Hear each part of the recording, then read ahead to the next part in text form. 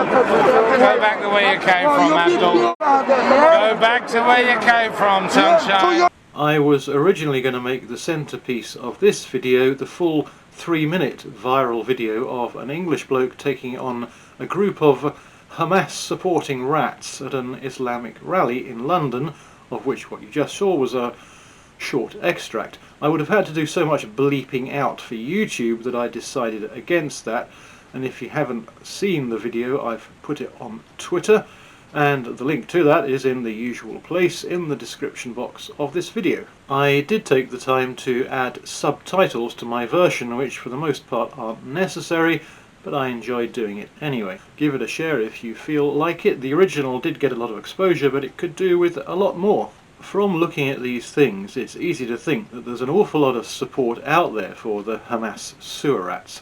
Lots of people, no police response whatsoever, etc., and a hardcore dislike for Israel. The Eurovision Song Contest, on the other hand, brought the sheer disconnect between the establishment and what they'd like you to think on the one hand, and the people on the subject of Islam, the Jews, Israel, into the starkest possible relief. The contest took place in Malmo, which has a very large Islamic ghetto. It's about 750,000 total population and about 100,000 Muslims. So very similar proportions, in fact, to London, and a lot of support for the Hamas terrorists, and terrible security issues for the Israel contestant, name of Aidan Golan. We know the establishment is very favourable to, probably because they're terrified of, absolutely anything Islam orientated, and this was reflected in the voting. The winner was Switzerland. The official jury panels are on the right and the public vote is on the left. Switzerland got maximum 12 votes from 22 out of the 36 official juries, so basically 2/3. But from the public, only one, Ukraine, gave them 12, and they got 10, the second largest number, from again only one, which was Azerbaijan. So where 2/3 of the official juries gave Switzerland maximum points, only one of the public countries gave them maximum points, and only one again of the public gave them the second top votes, 10. The Israel performer was threatened by baying Islamic mobs to the extent that she had to stay holed up in her hotel room, and her performance was accompanied by much booing and hissing from the assembled Islamic-friendly, Hamas-friendly Malmo audience.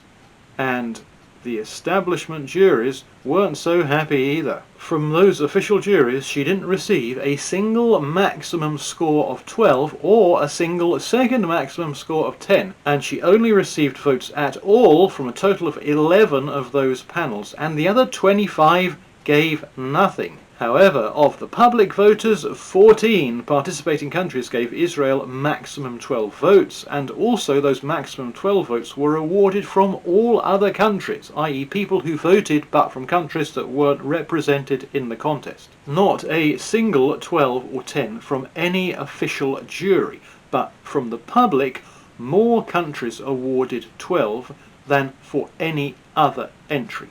Plus, Israel topped the rest of the world poll. Croatia got more of the lower votes, and they ended up pipping Israel to first place in the public vote by just 14, 337 to Israel's 323.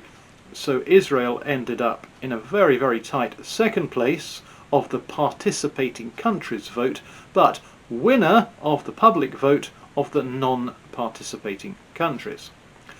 Not a bad song really. You can listen to it on YouTube if you care to. However, the Eurovision voting is only partially to do with the songs, and very substantially to do with whatever international fun and games are playing out at the time. And this was a clear vote in support of Israel in the wake of the Hamas terrorist attack last year, and against the Hamas terrorists, by extension, as you could ever wish to see. And we can also reasonably infer a lot of anti-Palestine feeling as well, because if the people of the world were in support of Palestine against the Israelis, you'd never have seen such a huge amount of support for Israel. The people support Israel.